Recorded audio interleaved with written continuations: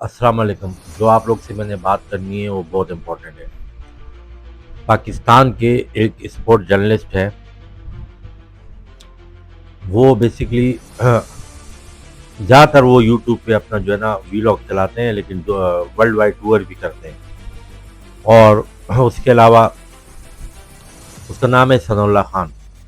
उस पर पीसीबी ने उस पर पाबंदी आयद कर दी है कि वो किसी भी प्रेस कॉन्फ्रेंस में शिरकत नहीं, यानी पाकिस्तान क्रिकेट से रिलेटेड किसी मैटर पे वो बात नहीं कर सकता। और मतलब अपना जो कंटेंट है वो किसी और सोशल मीडिया पे पेश कर सकता है। उसने एक दो मेन बातें की हैं जो मैं आपसे डिस्कस करना चाह रहा हूँ। तो वैसे तो मेरा प्रोग्राम इस पे नहीं था, कोई और टॉपिक पे था, लेकिन ये रिसेंटली डेवलपमेंट हुई है तो मैंने सोचा इस पे प्रोग्राम कर लूँ।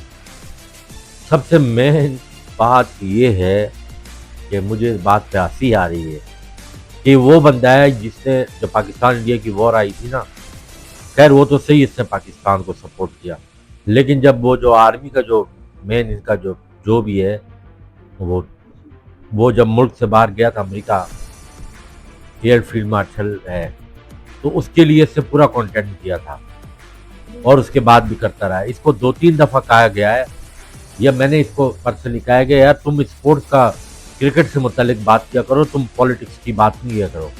आर्मी, सियासी पार्टियां, ये सब ये पॉलिटिक्स में आता है। लेकिन अभी उसमें खैर और मतलब जिस वजह से इस पर पाबंदी लगाई गई है, आप सुन के हैरान हो जाएंगे। तो मेरा पर्सनली जो मैं ये कहना चाहता हूँ कि सबसे पहले इस पे ये पाबंदी हटाई जाए। ये गलत है, ये बिल्कुल गलत है। जो चीज़ गलत है वो गलत है, वो गलत है। और बात भी कोई इतनी नहीं है। तो तालीमी याफ्ता है, MS मैथ कॉम किया हुआ है इसने, ठीक है। और अब इसके अंदर से जब इस पे लगी ना पाबंदी, तो अब इसके अंदर से जो है ना वो सच्ची बातें निकल रही हैं कि इंटीरियर मिनिस्टर भी जर्नलिस्ट पाँच रहे हैं और इंटरनल CM भी पाँच रहे हैं, और वो रमीज राजा और पुराने वाले चेयरमैन अच्छे थे, और यूं था और यूं था। और हामिद मीर का भाई, देख लो ये मुल्क है। वो और PCB का चेयरमैन मोहसिन नकवी, पहले साफी था, फिर वो इंटीरियर मिनिस्टर बना, वट एवर, लंबी कहानी है वो। तो ये ऑपरेट करते हैं PCB। तो ये सारी बातों का जो मुखाफिफ है वो ये है कि मोहम्मद हफीज़ से जब इससे बात पूछी, वो मैंने अपनी वीलॉग में लगाया भी है, वो छोटा सा क्लिप। अगर आप पूरी वीडियो देखने की जहमत करेंगे ना तो आपको पता चल जाएगा। तो उससे जो है ना कहा है कि इसने मोहसिन नकवी ने, बाकी तो मुझे नहीं पता, वो डर गया, उसको पता है, बाकी मैं बोलूँगा। और ये मैं आपको बता दूँ, मोहम्मद हफीज़ इमरान खान का और PTI का पक्का सपोर्टर है, कन्फर्म सपोर्टर है वो। सही है, उसके अपना राइट है। उसने इस वजह से नाम नहीं लिया कि अगर मैं किसी और चीज़ में नाम लूँगा तो मुझे उठा के जेल में बंद कर देंगे, ये फैक्ट है। शुएब अख्तर तो थाली का बैंगन है ना, कभी इधर तराजू में कभी उधर। शाहिद आफरीदी भी कभी इधर कभी उधर, उनको छोड़ दें। तो हफीज़ ने भी ये बात बोली कि ये क्रिकेट में सही नहीं चला रहा।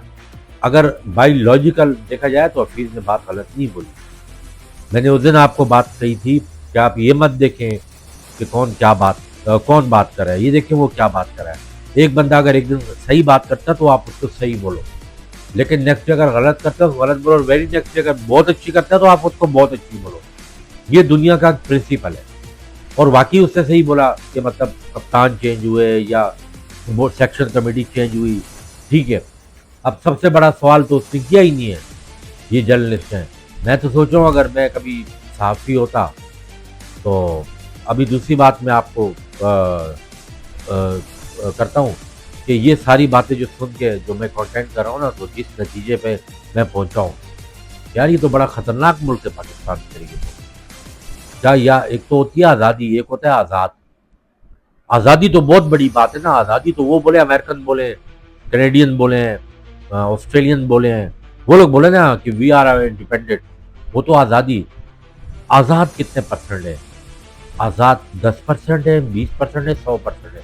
लेकिन इसमें भी स्ट्राइक रेट आ गई है, यानी आम आवाम का स्ट्राइक रेट इसमें 25-30 था। 25 से 30% आज़ाद है। ऊपर वाली लीड क्लास 50% आज़ाद है। उससे ऊपर वाली 70%, और 70 से ऊपर 100 वाली जो है उसका मैं नहीं बोलना चाह रहा।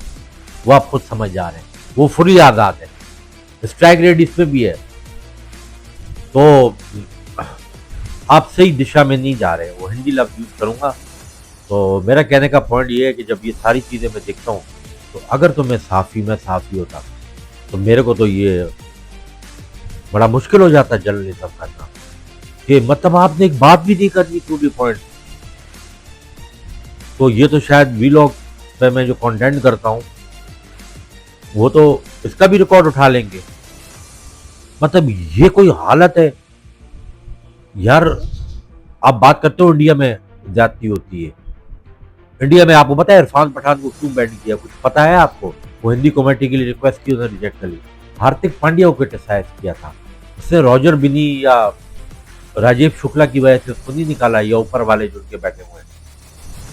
और उसके अलावा मैं आपको बात बता दूं कि विक्रांत गुप्ता, सुशांत मेहता, वो मदारी और उसके साथ कार्टूनों ने बीसीसीआई की इतनी बैंड बजाई है जब एशिया कप का इन्होंने बाइकआउट नहीं किया, वो बैंड बजाई है। अगर आप स्पोर्ट के चैनल देखते हैं, आप नॉर्मल टिकटॉक और इन चीज़ों से अगर आप इनमें इंटरेस्ट नहीं लेते, या और वीडियो में या एक्साइटमेंट वाली वीडियो में, तो उनको पता होगा, क्योंकि वो देखते हैं, बाकी लोग तो नहीं देखते। तो उन्होंने क्या कुछ कहा है, उन पर तो पाबंदी लग जानी चाहिए। लेकिन बहरहाल Sanaullah Khan, I am with you, ये बहुत गलत है। इतनी पहली बात है हफीज ने बोला है वो, अब उसको थोड़ी पता है कि हफीज क्या बोलेगा, प्लांटेड प्रोग्राम थोड़ी था। अब मैं ये बात कर रहा हूँ कि जो इससे आर्मी के आला अफसरान के हक में जो वीलॉग किए ना, अब उनकी रिस्पॉन्सिबिलिटी है कि वो इसको मोहसिन नकवी को बोलें कि भाई इससे तुम पाबंदी हटाओ, इसको बोलने दो। क्योंकि जाहिर सी बात, इन्होंने तो आपके हक में कितने बड़े वीलॉग किए हैं। मैं यहाँ से बैठ के इसके हक में बोल रहा हूँ सनाउल्लाह के। उसकी वजह ये है कि मेरा पर्सनल ओपिनियन ये है कि आपके आर्ग्यूमेंट डिफरेंट हो सकते हैं, लेकिन इंडिपेंडेंस ऑफ स्पीच मतलब लिमिट में रहे। कितने लिमिट में? उसने तो सवाल किया ना। ये तो फिर अगर मैं होता तो मैं तो ये जो सबसे पहला सवाल मैं करता पीसीबी के चेयरमैन से खड़े हो गए कि 12 अरब 80 करोड़ का तुम्हारा बजट था 3 स्टेडियम का, कराची, लाहौर, पिंडी का। तुमने लाहौर का भी पूरा नहीं किया, रूफ नहीं डाले। कराची में तुमने बस वो एक स्टैचू खड़ा कर दिया, पवेलियन। पिंडी का कुछ भी नहीं किया।